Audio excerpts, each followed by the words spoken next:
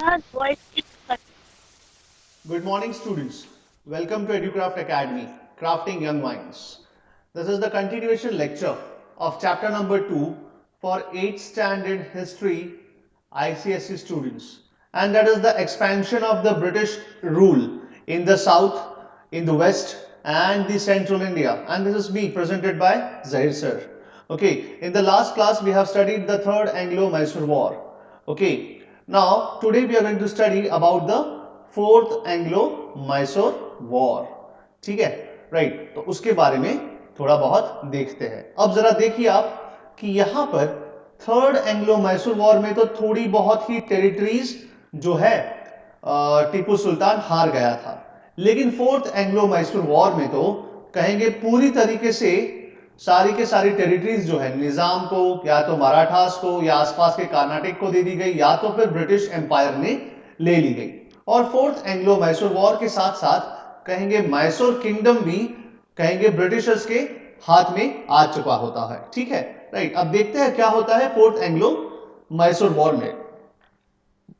Okay, चलिए अब आगे देखते हैं. इसके बाद जो नेक्स्ट है, ठीक है, बहुत ज्यादा इसमें दिया गया है, ठीक है, लेकिन जो हमें समझना है, ओके, वो यहां से समझना है.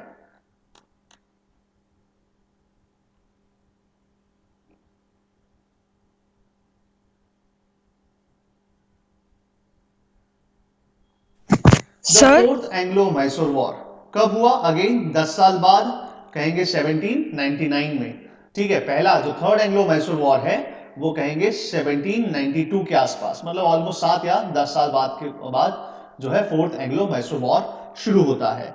The east India companies policy in India alternated Wars with spells of piece. Spells का मतलब टाइम. ठीक है, एक टाइम जो है, राइट, मतलब थोड़ा बहुत ब्रेक एक तरीके से, with the spells of peace for recuperation for their of their resources. मतलब उनको अपने रिसोर्सेज को इकट्ठा करने के लिए जो समय चाहिए था तो उसके लिए वो पीस कर लेते थे. अब देखिए एक नया कहेंगे कि गवर्नर जनरल आता है. The arrival of imperialist lord Wellesley as the governor general in 1798. ठीक है, तो यहां पर थर्ड एंग्लो मैसूर वॉर में कौन था गवर्नर जनरल? याद है? याद है? कोई कमेंट करके बता सकता है? ये भाई साहब थे, सही है ना? कमेंट करो कौन थे थर्ड एंग्लो मैसूर वॉर में governor general, guys? Yes, Warren Buffett नहीं, वॉरेन हैस्टिंग्स. ओके, ठीक है. So third Anglo Mysore war में तो वॉरेन हैस्टिंग्स थे. ठीक है, अब फोर्थ एंग्लो मैसूर वॉर में कौन आते हैं? लॉर्ड वेलेस्ली आते हैं, जो नए गवर्नर जनरल बनकर आते हैं 1798 में. In the backdrop of Napoleonic danger to India augured ill for the maintenance of status quo. मतलब क्या है कि नेपोलियन जो है वहां पर ब्रिटेन में, फ्रांस में, यूरोप में, कहेंगे पूरा यूरोप जीतते जीतते कहेंगे कि ब्रिटिश के दरवाजे पे आके खड़ा रह जाता है. तो उसका जो डेंजर था जो भारत में होता, उसकी वजह से यहां पर Wellesley was determined to either tame Tipu to submission और वाइप आउट हिज इंडिपेंडेंस. तो वेलेस्ली ने क्या बोला? वेलेस्ली ने बोला कि या तो मैं टीपू को टेम कर दूंगा, मतलब मेरे साथ मिला दूंगा, या तो उसको खत्म कर दूंगा, उसका इंडिपेंडेंस, उसका वजूद ही खत्म कर दूंगा. ठीक है, the modus operandi was subsidiary alliance system. अब ये सब्सिडायरी अलायंस सिस्टम क्या है, एसएएस, वो मैं आपको नेक्स्ट टॉपिक में सिखाऊंगा कि सब्सिडायरी अलायंस सिस्टम क्या होता है. ठीक है, मोडस ऑपरेंडी मतलब क्या है यहां पर? द मोड ऑफ ऑपरेशन, इसको ऐसे कह सकते हैं. ठीक है, तो जो मोड ऑफ ऑपरेशन था वो क्या था? Subsidiary alliance system. ठीक है, अब यहां पर देखिए क्या लिखा है. लिखा है the charge against Tipu of planning intrigues with the Nizam and Marathas और sending emissaries to the Arabia, Zaman Shah of Afghanistan और कॉन्स्टेंटिनोपल और French in the Isle of France Mauritius. ठीक है, मतलब यहां पर क्या बोला है? यहां पर बोला है, वेलेस्ली बोलता है कि टीपू सुल्तान के ऊपर चार्जेस लगाओ, कुछ ना कुछ बहाना लगाओ इसके ऊपर अटैक करने के लिए। और बहाना क्या मिला? बोला कि तुम प्लानिंग कर रहे हो। प्लान क्या कर रहे हो? इंट्रीग करने का। इंट्रीग का मतलब क्या होता है? दखल अंदाजी कह सकते हैं इंट्रीग का मतलब। आपको पता है इंट्रीग का मतलब क्या होता है बेटा? What is the meaning of intrigue? नहीं पता? इंटरफेरेंस।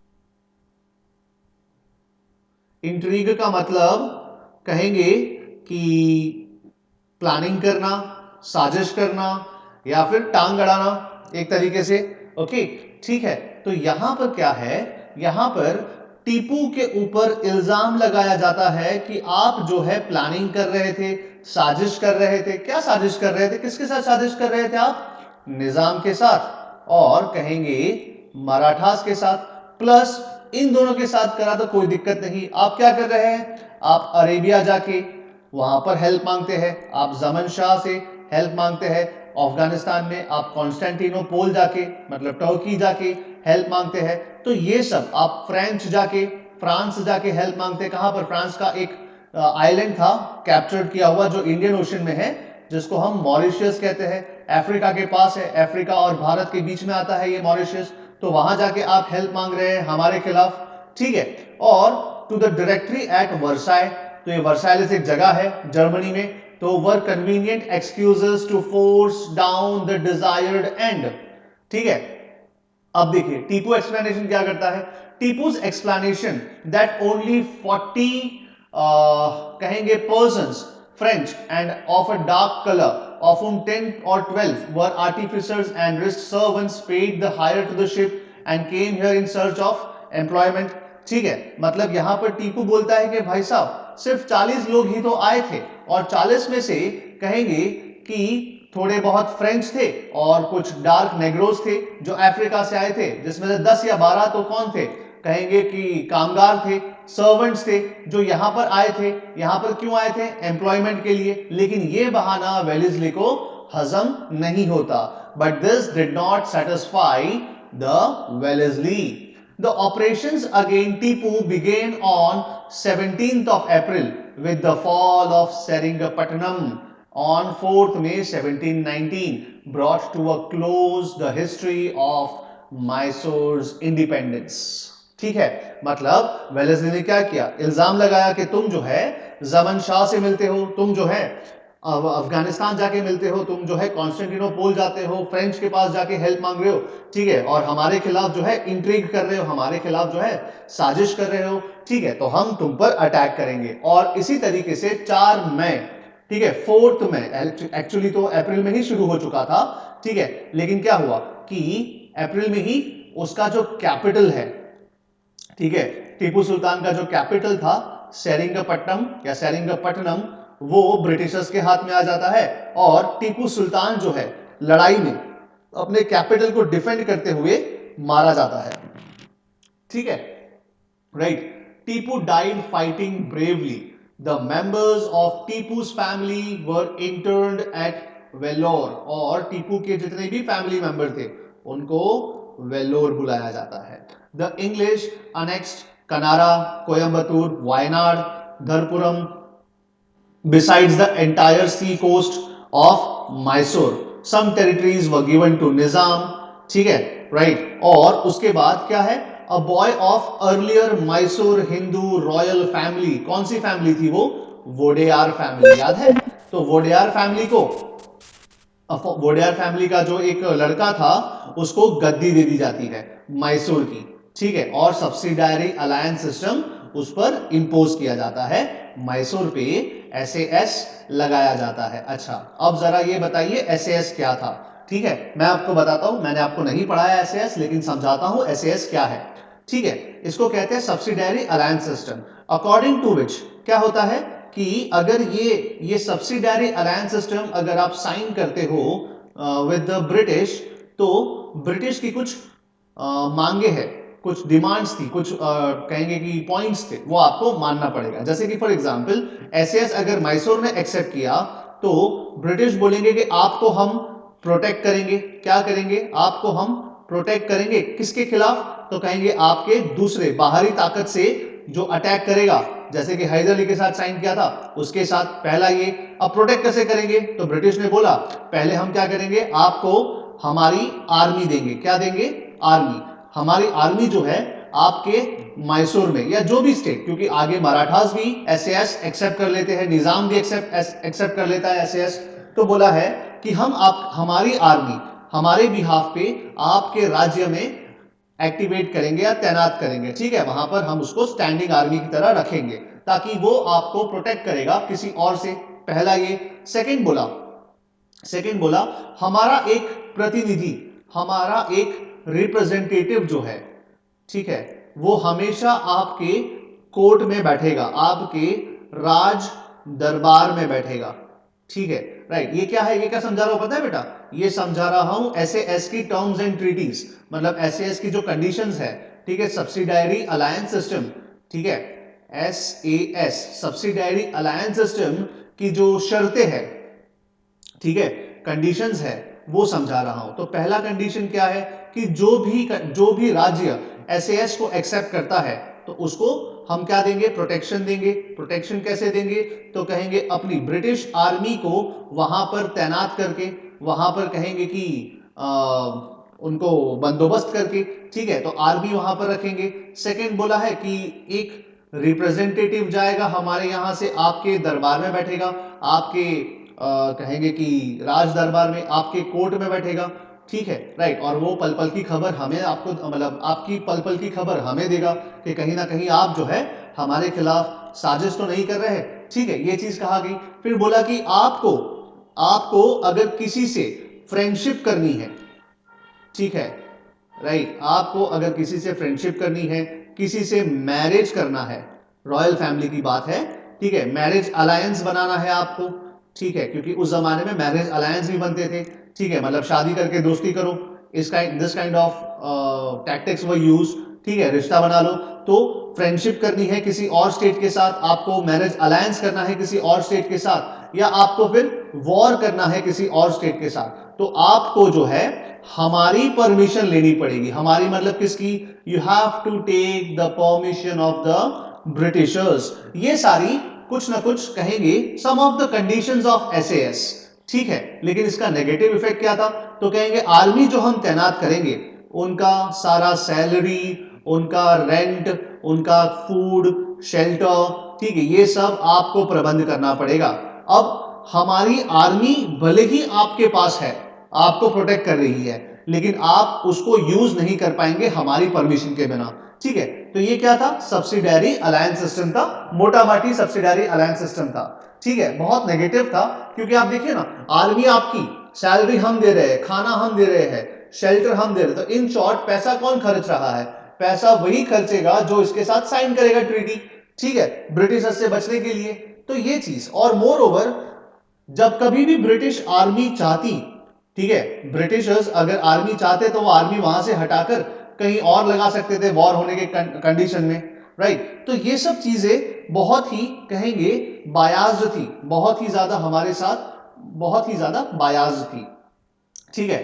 और यहां पर लिखा है I can ruin their resources by land and I can not dry up the sea, ये किसी का रिमार्क है, ये ऐसे लिया गया है। लेकिन यहां पर आपके चारों, दैट इज कहेंगे कि एंग्लो मैसूर वॉर जो है 1 2 3 ये सब कुछ खत्म हो चुके हैं, ठीक है। अब जरा अपने देखते हैं टीपू के बारे में, ओके। अब टीपू के बारे में थोड़ा बहुत यहां पर लिखा है, वो हम देखते हैं। फोर्थ एंग्लो मैसूर वॉर में टीपू सुल्तान जो है पूरी तरीके से हार जाता है और मारा जाता है, ठीक है। वो कहता है कि एक दिन, it is better to leave one day as a tiger than to live 100 days as a sheep, ऐसा as a goat, मतलब भेड़ बकरियों की तरह, मतलब एक दिन जीना है तो शेर की तरह जियो, ना कि 100 दिन भेड़ बकरियों की तरह जियो। अब भेड़ बकरी कौन होते हैं आपको पता ही है, ठीक है, जो कमजोर लोग होते हैं, मतलब ही मेंट टू से कि कमजोर लोगों की तरह से नहीं जीना है, हमें जीना किसकी तरह है, टाइगर की तरह, मतलब एक ही, भले एक ही दिन जियो लेकिन शान से जियो, ऐसा कहते हैं। वो कौन कहते हैं, टीपू। और इसीलिए जब सेरिंगपट्टनम पे अटैक होता है तो वो अपने कैपिटल को डिफेंड करते करते वहीं पर बैटलफील्ड में, ठीक है, ही डाइज, ओके। और फिर ब्रिटिशर्स मैसूर को भी अपने हाथ में ले लेते हैं। अब यहां पर थोड़ा बहुत कहेंगे कि इंपॉर्टेंट चीजें हैं जो मैं आपको समझाता हूं, ठीक है। प्लीज ध्यान दीजिएगा, टीपू के बारे में है और बहुत ही बढ़िया राजा था, ठीक है, राइट। उसके बारे में आपको समझाता हूं, ओके। समझ में आ रहा है ना बेटा? समझ में आ रहा है? Give me a thumbs up. समझ में आ रहा है? अभी हम क्या पढ़ने वाले हैं? टीपू के बारे में पढ़ने वाले हैं। एंग्लो मैसूर वॉर खत्म हो चुके हैं, ठीक है। ये सब कहीं और से मैंने लिया था, लेकिन मैंने रिवीजन के लिए मैंने जो है आपके बुक से भी लिया है। देखो ये आपके बुक का है, फर्स्ट एंग्लो मैसूर वॉर, ठीक है। फिर सेकेंड एंग्लो मैसूर वॉर, तो हम वापस से पढ़ेंगे, ओके। ऐसा नहीं है कि आपको समझ में नहीं आएगा, आपके बुक से भी मैंने लिया है, तो वो भी रिवीजन हम करेंगे, ठीक है, राइट। लेकिन उससे पहले हम थोड़ा टीपू के बारे में जान लेते हैं, ठीक है। टीपू सुल्तान के बारे में हम जानते हैं। देखिए, एस्टिमेट ऑफ टीपू सुल्तान। टीपू सुल्तान का जन्म 20 नवंबर 1750 में हुआ था। उनके पापा कौन थे? हैदर अली, और मम्मी थी फातिमा। और बहुत दुआ करने के बाद, after many prayers, the child was given the name Tipu Sultan. ठीक है, okay. So this sultan was a part of his name by which he was known as a prince, as a ruler. आपको पता ही है सुल्तान का मतलब क्या होता है? सुल्तान का मतलब होता ही है रूलर, ठीक है, राइट। तो Tipu Sultan, this sultan was a part of his name by which he was known both as a prince and as a ruler. He received all the scholastic education of a Muslim prince and, ठीक है, मतलब क्या है कि उनको जो भी पढ़ाई लिखाई की गई वो एज अ मुस्लिम प्रिंस की तरह से की गई। लेकिन ही न्यू मैनी लैंग्वेजेस, जैसे कि वो एकदम फ्रीली बात कर सकता था। He could freely converse in Arabic, in Persian, in Kannadi या कन्नड़िश, या उस समय में कन्नड़ा जो थी लैंग्वेज उसमें, या फिर उर्दू में, ठीक है। तो यहां पर क्या है कि वो सारी लैंग्वेजेस जानता था और अच्छे बखूबी उसको बोल भी सकता था।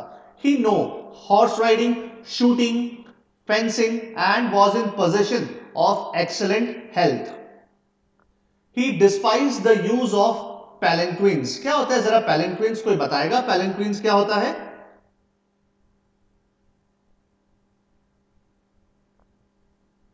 नहीं पता?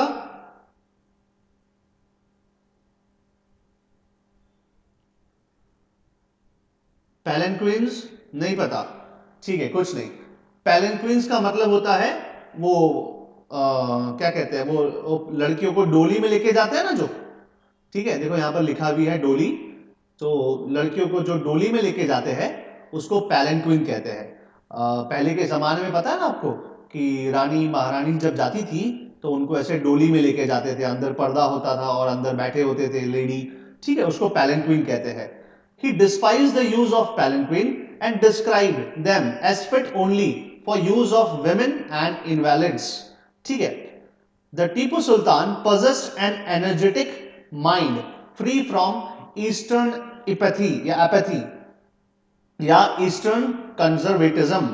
He was eager to learn and showed proper appreciation of Western sciences. और इसीलिए टीपू आपके ही बुक में दिया है नोदिस में, टीपू सुल्तान ने पहली बार रॉकेट्स यूज किए थे अपनी फाइट्स में, ठीक है। तो वेस्टर्न साइंस से वो लाया था, ठीक है, right. So western political philosophy, he actively supported the proposal of French soldiers at Seringapatam to set up a Jacobin club in 1797।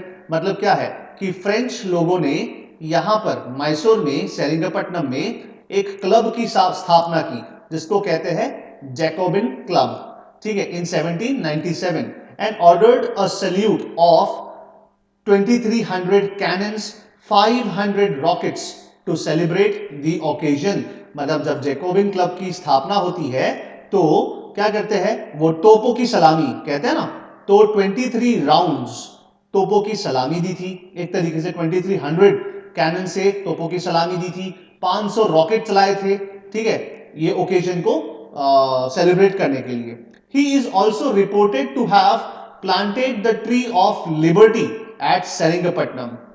ठीक है, मतलब क्या है कि उन्होंने खुद ने एक वृक्ष लगाया था, एक पौधा लगाया था जिसको हम कहते हैं ट्री ऑफ लिबर्टी, और वो खुद भी इस जैकोबियन क्लब या जैकोबिन क्लब का मेंबर था।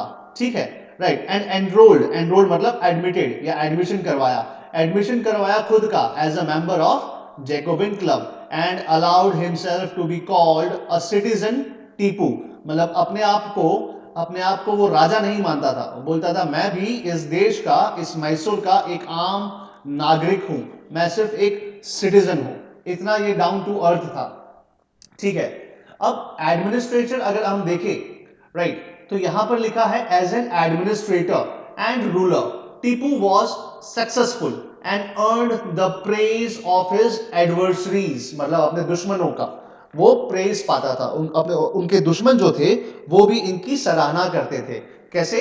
तो देखिए यहां पर लिखा है लेफ्टिनेंट मूरे या लेफ्टिनेंट मूरे, ओके, इसको दोनों आप लेफ्टिनेंट बोल सकते हैं या लेफ्टिनेंट बोल सकते हैं। So lieutenant Moore noted, when a person traveling through a strange country finds it well cultivated, populous with industries, inhabitants, cities newly founded, commerce extending, towns increasing, and everything flourish so as to indicate happiness, he will naturally conclude it to be under a form of government congenial to the minds of the people.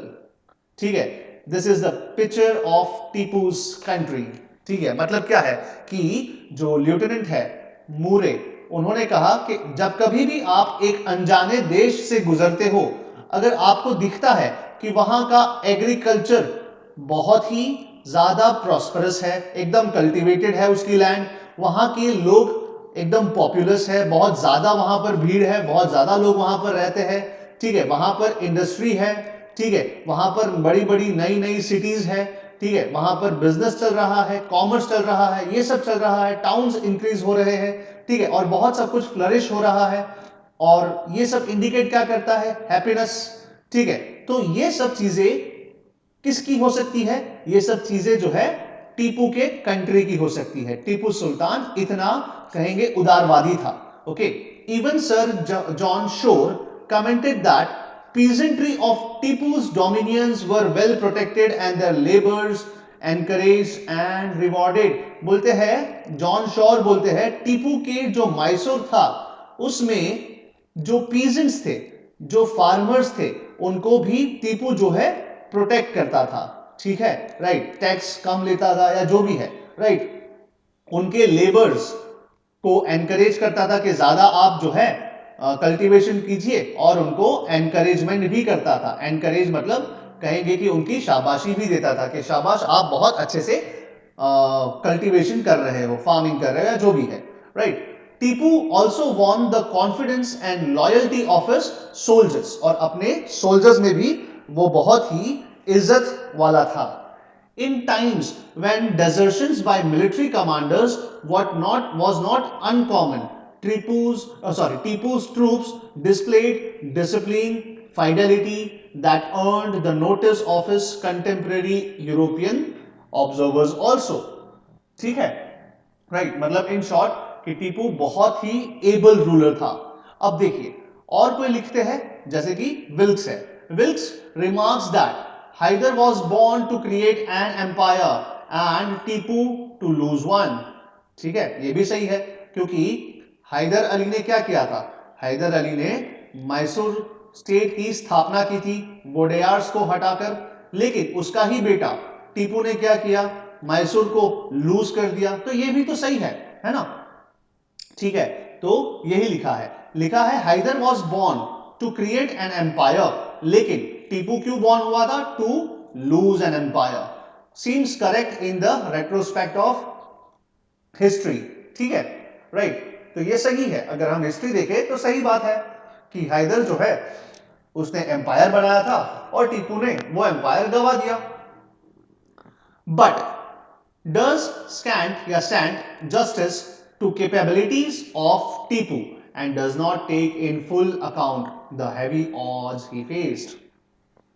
ये भी सही है, ठीक है, कि जो समय हैदर के पास इतना सारा समय, इतने सारे समय में उसने इतनी सारी दुश्मनी नहीं देखी थी जितनी टीपू ने देखी थी। टीपू ने तो बहुत ऑड्स देखे, राइट। उसने तो मराठास, निजाम, हर तरीके से उसने हेल्प मांगी, राइट। उसने फ्रेंच के पास हेल्प मांगी, उसने जमन शाह अफगानिस्तान से हेल्प मांगी, कॉन्स्टेंटिनोपल से हेल्प मांगी, लेकिन कहीं पर भी कुछ काम नहीं आया, राइट। तो टीपू का समय बहुत ही खराब था, बहुत ही और टाइम्स उसने फेस किए हैं।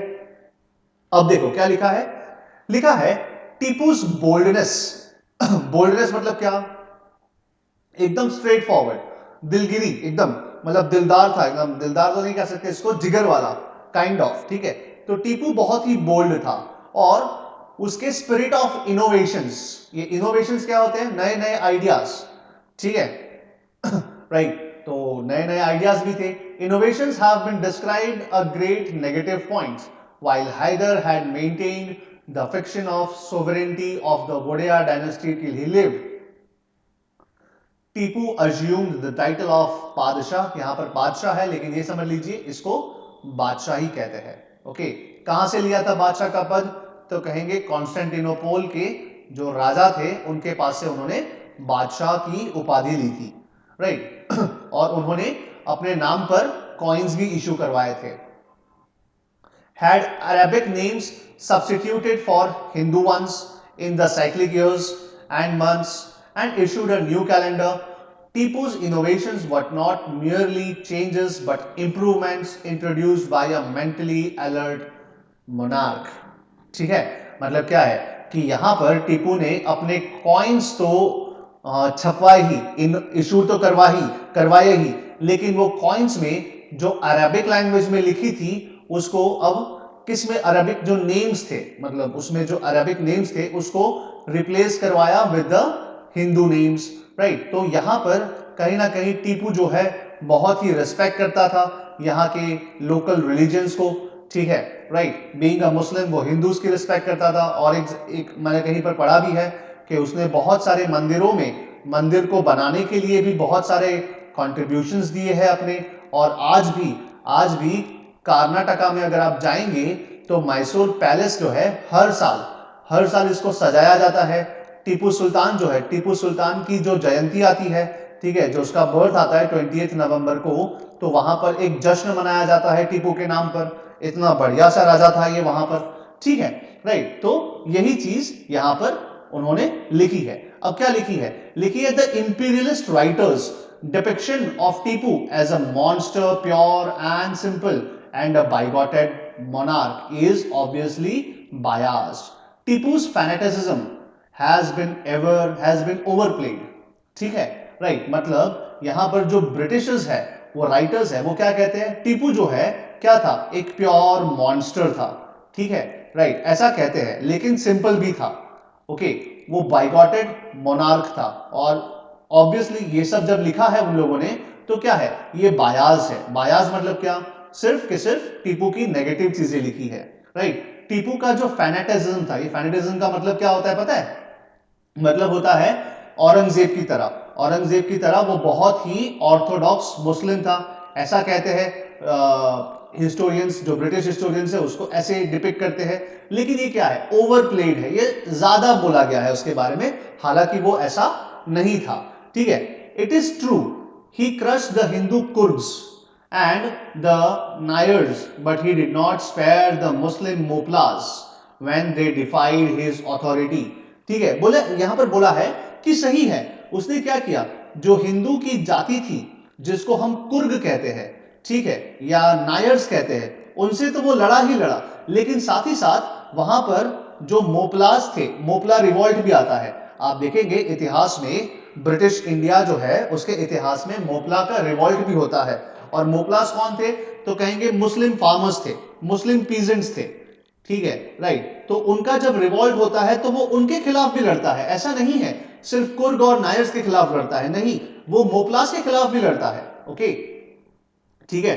सो कब लड़ता है, जब वो उसकी अथॉरिटी मानने से मना करते हैं। अब देखिए क्या लिखा है, लिखा है the discovery of Sringeri letters reveals that in response to a request from the chief priest, ठीक है, मतलब लेटर्स में हमें मिलता है कि जो पंडित थे, जो चीफ पंडित थे कौन से टेंपल के, श्रृंगेरी टेंपल के, उन्होंने उनके रिक्वेस्ट पे, ठीक है, मतलब वो पंडित ने रिक्वेस्ट किया टीपू को कि हमें फंड्स चाहिए, ठीक है, राइट।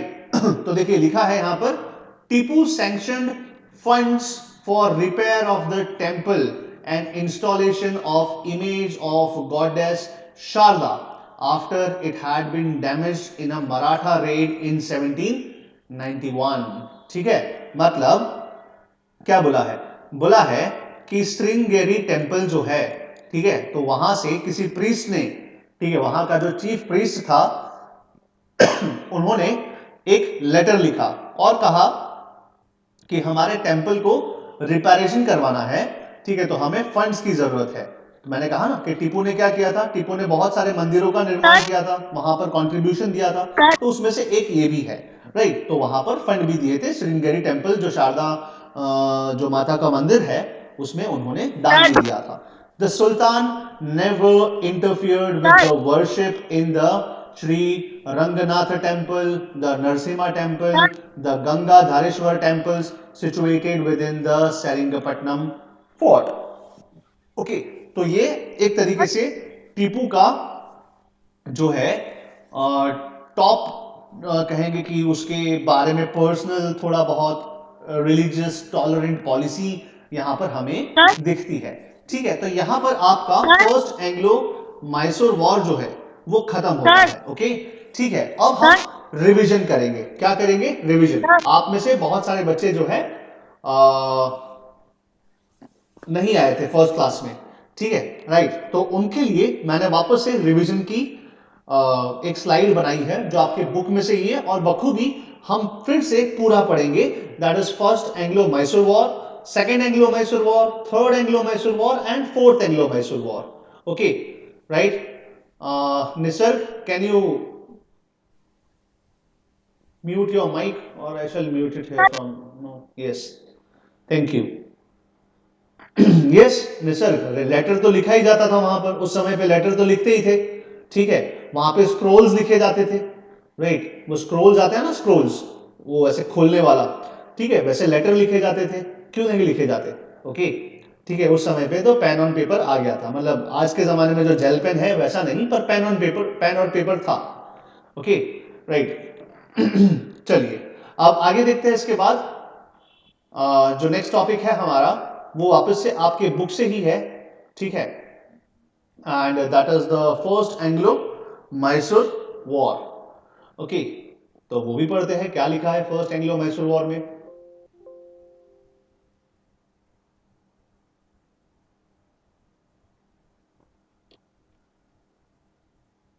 चलिए, फर्स्ट एंग्लो मैसूर वॉर, यहां पर अगेन हैदर अली आते हैं। ओके, अगेन फिर से हम शुरू कर रहे हैं, लेकिन यहां पर मैंने वो फर्स्ट वाला स्लाइड जो है वो इंक्लूड नहीं किया, about the brief introduction about Hyder Ali, ठीक है, लेकिन यहां पर directly first Anglo Mysore war से पढ़ते हैं। ठीक है, तो क्या लिखा है? लिखा है इन 1767 the British, the Marathas and the Nizam of Hyderabad formed an alliance. Alliance का मतलब क्या है? टीम अप, टीम अप करते हैं। किसके खिलाफ टीम अप करते हैं? तो कहेंगे मैसूर रूलर हैदर अली। तो कह सकते हैं यहां पर कह सकते हैं Britishers plus the Nizam and plus the Marathas, ये टीम अप करते हैं किसके खिलाफ? तो कहेंगे कि हैदर अली के खिलाफ। लेकिन हैदर अली बहुत चालाक, ठीक है, उसने क्या किया? उसने ये अलायंस को तोड़ दिया, कहा कि निजाम और मराठास आप लोग मेरे साइड आ जाइए तो मैं आपको क्या दूंगा? बहुत सारे पैसे दूंगा और टेरिटरीज दूंगा, ठीक है, राइट। तो थ्रू डिप्लोमेसी, डिप्लोमेसी मतलब बातचीत से उसने क्या किया? उसने ये अलायंस को तोड़ दिया और ब्रिटिश को अकेला रख दिया यहां पर। तो यही लिखा है but Hyder Ali through the diplomacy broke this alliance, उसने टीम तोड़ दिया।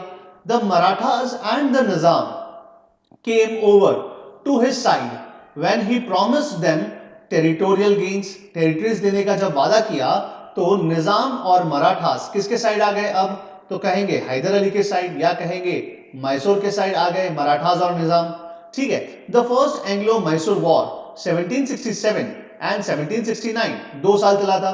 Begin with Hyder Ali attacking Arcot, है ना, ठीक है। किसको अटैक करता है? आरकोट को, और आपको पता ही है आरकोट कहां पर है, यहां पर कहीं पर आरकोट है, ठीक है। जो कर्नाटक का जो कैपिटल है वो है आरकोट, तो आरकोट पे वो कैप्चर कर लेता है और फिर मद्रास पे अटैक करने की प्लानिंग करता है। तो बस यही लिखा है attacking Arcot and laying a siege of Madras. The British deserted their allies. The Marathas and Nizams suffered heavy losses in the First Anglo-Mysore War. ठीक है, मतलब यहां पर ब्रिटिशों का साथ किसने नहीं दिया? तो मराठास ने नहीं दिया और निजाम ने नहीं दिया। तो यहां पर जो वर्ड लिखा है वो ध्यान रखो, जो लाइन लिखी है वो ध्यान रखो। द ब्रिटिश, ठीक है, जिसको डेजर्ट कर दिया, डेजर्ट मतलब अकेला छोड़ दिया, deserted bye their friends, allies का मतलब फ्रेंड्स। कौन थे उनके फ्रेंड्स? मराठास और निजाम, ये दोनों ने इनका साथ छोड़ दिया ब्रिटिशर्स का, और इसीलिए ब्रिटिशर्स को हैवी लॉसेस सफर करना पड़ा, ठीक है, in the first Anglo Mysore war. New territories were added to Mysore during this war which ended when the British signed a peace treaty with Hyder Ali, ठीक है, राइट। तो हैदर अली के साथ एक पीस ट्रीटी साइन की, और पीस ट्रीटी में क्या लिखा था कि ब्रिटिशर्स क्या करेंगे? ब्रिटिशर्स जो है कहेंगे कि हेल्प करेंगे। किसको हेल्प करेंगे भाई? तो कहेंगे कि हैदर अली को हेल्प करेंगे। क्यों करेंगे हेल्प? कब करेंगे हेल्प? तो जब हैदर अली को बाहर से कोई अटैक आता है तो ब्रिटिशर्स उनको प्रोटेक्ट करेंगे, हैदर अली को प्रोटेक्ट करेंगे। लेकिन क्या बखूबी ब्रिटिशर्स हैदर अली को प्रोटेक्ट करते हैं? नहीं करते, और यही बनता है सेकेंड एंग्लो मैसूर वॉर का कारण, राइट। यही बनता है सेकेंड एंग्लो मैसूर वॉर का कारण। समझ में आ रहा है बेटा first Anglo Mysore war? Give me thumbs up. समझ में आ रहा है बेटा first Anglo Mysore war? Yes, ठीक है, राइट। तो ये चीज होती है यहां पर, ओके। ओके, चलिए अब नेक्स्ट देखते हैं। इसके बाद नेक्स्ट जो है क्या लिखा है? एक पीस ट्रीटी साइन की गई हैदर अली और ब्रिटिशर्स के बीच में, और according to this treaty the Britishers were to help Mysore against any attack in future. सही बात है ना। तो ब्रिटिशर्स क्या करेंगे? मैसूर को हेल्प करेंगे कि फ्यूचर में जितने भी अटैक होते हैं उसके खिलाफ, राइट। चलिए अब आगे देखते हैं second Anglo Mysore war, okay. तो सेकेंड एंग्लो मैसूर वॉर क्यों होता है? ठीक है, तो उसके दो रीजंस है। पहला रीजन तो मैंने आपको बता ही दिया कि ब्रिटिशर्स ने क्या की थी, अपनी जो पीस ट्रीटी थी उसकी जो कहेंगे कंडीशंस थी वो नहीं मानी। मतलब इन शॉर्ट ब्रिटिशर्स ने हैदर अली या मैसूर को प्रोटेक्ट नहीं किया, इसको प्रोटेक्ट नहीं किया, जो फर्स्ट एंग्लो मैसूर वॉर की जो ट्रीटी थी उसके हिसाब से, ठीक है, पीस ट्रीटी के हिसाब से ब्रिटिशर्स ने हैदर अली को हेल्प नहीं किया। ये पहला कारण था। सेकंड कारण क्या था? तो कहेंगे माहे पोर्ट, आपको पता ही है माहे पोर्ट कहां पर है, ठीक है, राइट। वापस दिखा देता हूं माहे port, see this is the माहे पोर्ट, है ना, राइट। ये सब माहे पोर्ट है। तो माहे पोर्ट कहेंगे फ्रेंच के रास्ते से जा रहा था और ब्रिटिशर्स को ये ना गवारा था, ठीक है। तो सेकेंड एंग्लो मैसूर वॉर होता है। देखते हैं क्या लिखा है। The second Anglo Mysore war that is from 1780 to 1784 erupted because of the two main reasons. The first one, A point, that is the British going back on their promise to help Hyder Ali during a war, ठीक है। तो वो promise उन्होंने निभाया नहीं जो peace treaty में था फर्स्ट एंग्लो मैसूर वॉर के एंड में, ठीक है। सेकंड क्या था? The capture of a few French territories including the माहे पोर्ट बाय द ब्रिटिश, ठीक है। ये भी एक कारण था कि ब्रिटिशर्स ने क्या किया था, माहे पोर्ट को कैप्चर कर दिया था, और ये माहे पोर्ट एक्चुअली किसका था? फ्रेंच का था, और फ्रेंच का था ही, लेकिन मैसूर के दोस्त कौन थे? मैसूर के दोस्त फ्रेंच थे। क्यों थे फ्रेंच मैसूर के दोस्त? क्योंकि उस समय पे कहेंगे अमेरिकन वॉर ऑफ इंडिपेंडेंस हो रहा था, याद है। और American war of independence, America किसकी कॉलोनी था? तो कहेंगे ब्रिटिशर्स की कॉलोनी था, राइट। और ब्रिटिशर्स के जो अमेरिकन दुश्मन थे, तो अमेरिकन का साथ किसने दिया? फ्रांस ने दिया, ठीक है। तो जाहिर सी बात है कि French people will be enemy towards the British, और यहां पर भी फ्रेंच का जो माहे पोर्ट था वो ब्रिटिश कैप्चर कर लिया था, लेकिन हैदर अली समझता था कि माहे पोर्ट तो मेरा ही है, ठीक है। ये फ्रेंच भले ही यूज करते हैं तो ब्रिटिश को अटैक नहीं करना चाहिए। मतलब क्या है, ब्रिटिश डायरेक्टली मुझे चैलेंज कर रहे हैं, राइट। तो ये सब चीजें हुई। तो अब देखिए क्या लिखा है, लिखा है after the first Anglo Mysore war the Marathas attack Mysore thrice, 3 बार, ठीक है, मराठास ने 3 बार अटैक किया मैसूर पे, लेकिन तीनों में से एक भी बार ब्रिटिशर्स इनके खिलाफ नहीं लड़े, जो पीस ट्रीटी में था फर्स्ट एंग्लो मैसूर वॉर में। ठीक है, समझ में आ रहा है बेटा, समझ में आ रहा है, कंफ्यूजन तो नहीं है ना, give me a thumbs up, confusion है नहीं ना, ओके ओके, ठीक है, हम रिवीजन कर रहे हैं, आपको पूरा कहानी एकदम इजीली याद हो जाएगा, ठीक है, जस्ट आपको रीजंस याद रखने हैं, दैट्स इट, ओके। चलिए अब आगे देखते हैं तो क्या होता है, after the first Anglo Mysore war, ठीक है, मराठास अटैक्ड मैसूर थ्राइस, 3 बार अटैक करते हैं, लेकिन तीनों में से कभी भी ब्रिटिशर्स ने मराठास के खिलाफ कभी भी एक्शन नहीं लिया, जो प्रॉमिस किया गया था फर्स्ट एंग्लो मैसूर वॉर की ट्रीटी में। तो क्या लिखा है, लिखा है but the British did not help Mysore against the Marathas. ठीक है, तो यहां पर देखो फर्स्ट एंग्लो मैसूर वॉर जो है, वहां पर लिखा है ना कि क्या लिखा है कि sorry second Anglo Mysore war जो है, बहुत बार यहां पर लिखा है कि बहुत सारी चीजें यहां पर हो रही थी, ठीक है, मतलब अटैक किया था मराठास ने, राइट, चलिए अभी नहीं मिल रहा है मुझे, लेकिन मराठास ने बहुत बार अटैक किया, 3 बार अटैक किया मैसूर पे, और ब्रिटिशर्स ने उनकी हेल्प नहीं की, ठीक है, राइट। सो ये क्या था, ये धोखा था, this was a breach of the treaty they had signed with Hyder Ali after their defeat in the first Anglo-Mysore war। ठीक है, मतलब क्या था, एक तरीके से धोखा था by the Britishers not to help Hyder at the times of external war from the Marathas और let us say निजाम कोई भी हो, ठीक है, आपको मैसूर को प्रोटेक्ट करना था, ठीक है, लेकिन आपने प्रोटेक्ट नहीं किया मैसूर को, एक तरीके से क्या है, आपने जो पीस ट्रीटी साइन की थी उसका उल्लंघन है, ब्रीच का मतलब होता है उल्लंघन, उल्लंघन किया है आपने ट्रीटी का, राइट। अब देखिए आगे क्या होता है, to take revenge from British Hyder Ali aligned with the French who controlled Pondicherry a few small territories in India. ठीक है, और हैदर अली ने किसका साथ लिया यहां पर, फ्रेंच का साथ लिया, ठीक है। अराउंड दिस टाइम देखो यहां पर है ना क्या लिखा है, और इसी समय पे Americans were fighting for their independence with the British. आप समझिए इस चीज को, ये अमेरिका है, ठीक है, तो अमेरिका में, अमेरिका जो है वो किसके कंट्रोल में था उस समय पे, जैसे भारत कैसे ब्रिटिश के कंट्रोल में था, वैसे अमेरिका भी किसके कंट्रोल में था, ब्रिटिशर्स के कंट्रोल में था। और उसी समय पे क्या चल रहा था, अमेरिकन वॉर ऑफ इंडिपेंडेंस चल रहा था, ठीक है, अमेरिकन वॉर ऑफ इंडिपेंडेंस चल रहा था, ठीक है। तो अमेरिका किसके साथ लड़ रहा था, ब्रिटिशर्स के साथ लड़ रहा था। अमेरिका का एलाई कौन था, अमेरिका का दोस्त कौन था, तो कहेंगे फ्रांस था, ठीक है, फ्रांस अमेरिका का साथ दे रहा था उसके इंडिपेंडेंस के वॉर में, ठीक है। तो अल्टीमेटली दुश्मन कौन हुए, तो ब्रिटिशर्स और फ्रेंच हुए। अब देखिए यहां पर इंडिया में हैदर अली किसके साथ दोस्ती करता है, वही फ्रांस के साथ दोस्ती करता है, तो ब्रिटिशर्स को गुस्सा आता है, बस यही होता है, ठीक है। तो क्या लिखा है, लिखा है around this time, around this time the Americans were fighting for their independence with the British, the French were supporting the American war of independence, the French British rivalry in America also spilled over to India।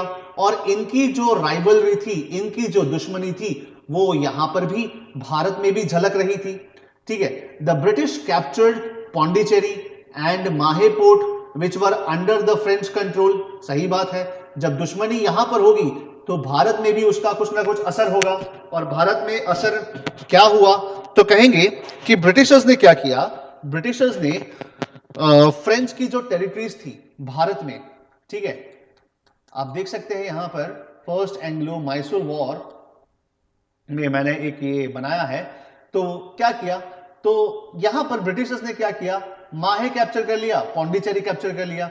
ये पौंडीचेरी और माहे किसके under था, तो कहेंगे French के under था। Capture किसने किया, कैप्चर किया ब्रिटिशर्स ने। गुस्सा किसको आएगा, गुस्सा आएगा हैदर अली को, ठीक है, राइट। आप कहानी समझ रहे हैं, आई होप आप लोग कहानी समझ रहे हैं सेकेंड एंग्लो मैसूर वॉर की, ओके। चलिए अब आगे देखते हैं इसके बाद क्या होता है। Pondicherry, British captured Pondicherry and Mahe port, which were under the French control. Mahe was a great strategic importance for Mysore. क्यों? क्योंकि मैसूर की जो भी ओवरसीज ट्रेड होती थी, ठीक है, मैसूर की जो भी ओवरसीज ट्रेड होती थी वो कहां से होती थी? माहे से होती थी, ठीक है, वो माहे से होती थी, राइट। तो कहीं ना कहीं मैसूर या हैदर अली को गुस्सा आएगा कि भाई मेरा जो रास्ता आपने बंद कर दिया, भले ही फ्रेंच के अंदर हो, राइट। तो क्या लिखा है? Most of Mysore's overseas trade was carried through माहे।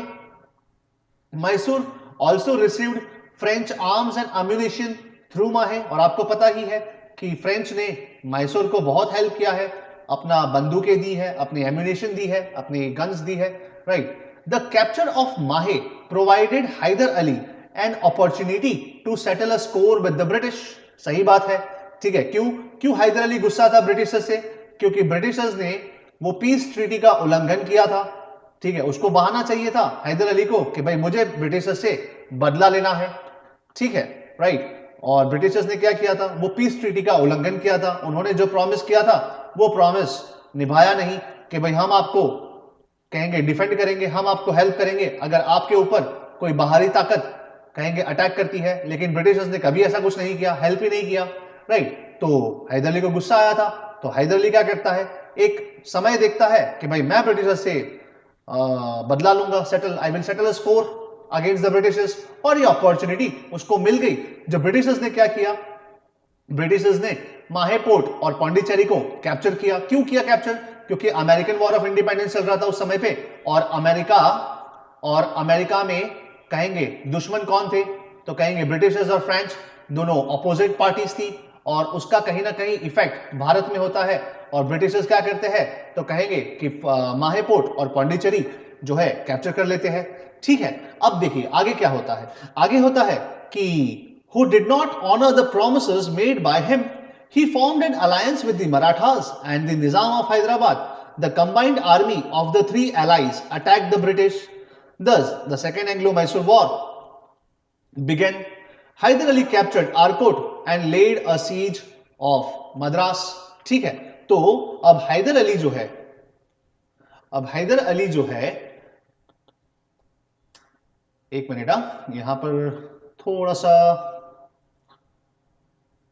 मिसमैनेजमेंट हो गया, कोई उल्टा बटन दब गया मुझसे, ठीक है, राइट। तो अब होता क्या है यहां पर?